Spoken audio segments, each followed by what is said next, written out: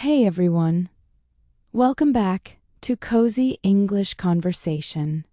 I'm Alice, and I hope you're having a calm day, or at least a warm cup of something nice in your hand. And I'm Charlie. We're super happy you're here with us again. Take a deep breath. Get comfy, just settle in. This space is your little break from the noisy world. Yeah, this podcast is all about slowing down, learning English gently, and talking about real-life things in the most human way possible. So let's get cozy and let's talk. So today, we want to talk about something that almost everyone deals with, including us: overthinking. That thing where your brain keeps talking, even when you're like, please, stop. Hey, yeah. When your mind acts like a late-night radio that never turns off. Thoughts looping, replaying old conversations, worrying about the future. All of that. But we want to approach it in a soft way, not from the you must fix yourself angle. More like, hey, we get it. We're human too.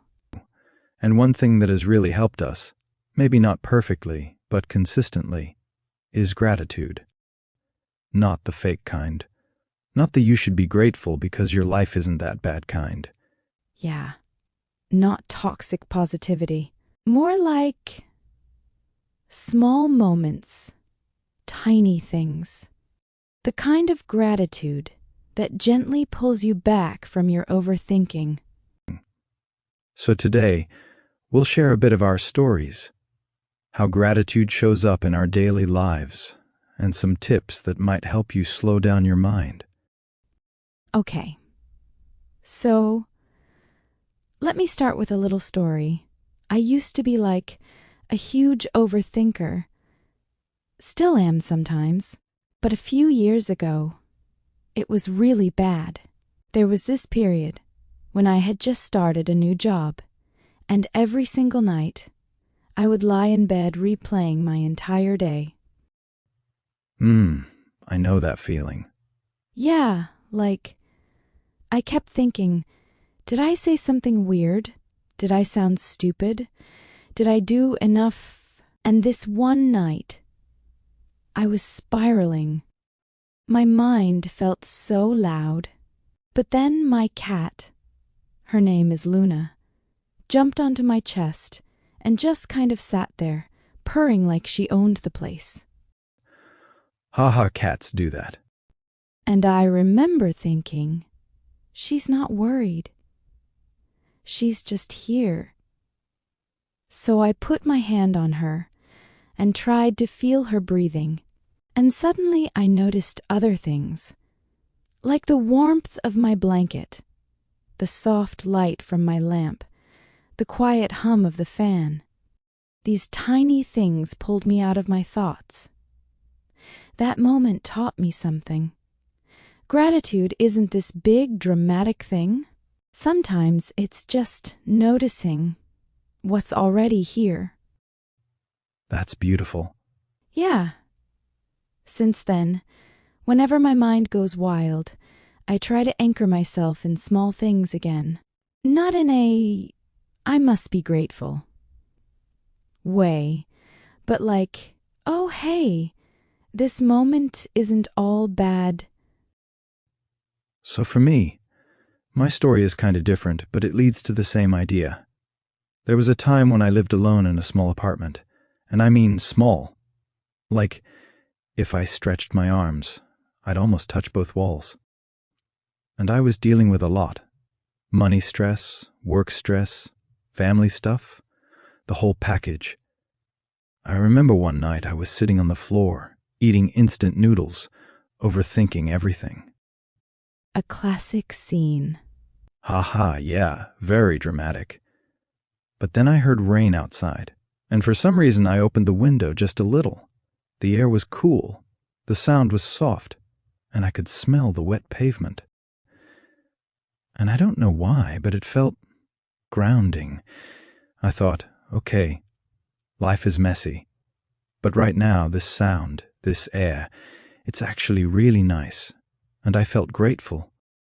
Something so small, rain, helped me breathe again. Since then, whenever I notice I'm spiraling, I try to look for one small thing that feels real and present. That's such a gentle way to bring yourself back. It saved me many times, honestly. So let's talk about some ways gratitude can help with overthinking, in a practical, simple way. Yeah, and again, this isn't like homework. It's more like soft habits. Exactly. For example, one thing that helps me is what I call micro-gratitude. When I'm overthinking, my thoughts get huge, like big clouds in my head. So I try to look for one tiny thing around me, like the smell of my tea or the feeling of the chair I'm sitting on. It breaks the loop a little. Yeah, grounding through the senses. I do that too. For me, it's often sound, like the low hum of the fridge, or, the way someone's voice gets softer in the evening. Oh, I love that. Another thing is journaling, but not the deep, serious kind. More like writing 3 simple lines. Today I'm grateful for. Sometimes mine are silly, like I'm grateful that my socks are warm. Hee hee. I love silly gratitude. It feels more real. For me, I sometimes make voice notes, like little recordings where I just talk. Nothing fancy. Just, hey, today wasn't perfect, but I liked the sunlight on my desk. That's so wholesome. You know what also helps? Reframing. When I catch myself thinking the same worry again and again, I ask, what's the softest possible way to look at this? Not the most positive way, just the softest. Oh yes, soft thinking instead of hard thinking. For example, instead of I messed up that conversation, I could say, I was tired, and it's okay if I wasn't perfect. Exactly. Another tip, limit the silent thinking time before bed, because that's when overthinking attacks most people. Yes, nighttime is dangerous. Sometimes I put on a very gentle podcast, or I play rain sounds, or I read something light and cozy. Basically, I give my brain something soft to hold. Yeah, overthinking loves empty space. But if you fill that space with something kind, or even something boring, it slows down. Also, gratitude doesn't have to be emotional. It can be physical, like I'm grateful my body carried me through today, even if today was heavy. Even breathing is something to appreciate. Not in a dramatic way, but like, hey, I'm still here. I'm doing my best. Another thing that helps me is talking to someone, not for advice, just to say things out loud. Every time I say a worry out loud, it sounds smaller. Same. When I talk to someone, I often realize half of my worries don't even make sense. True.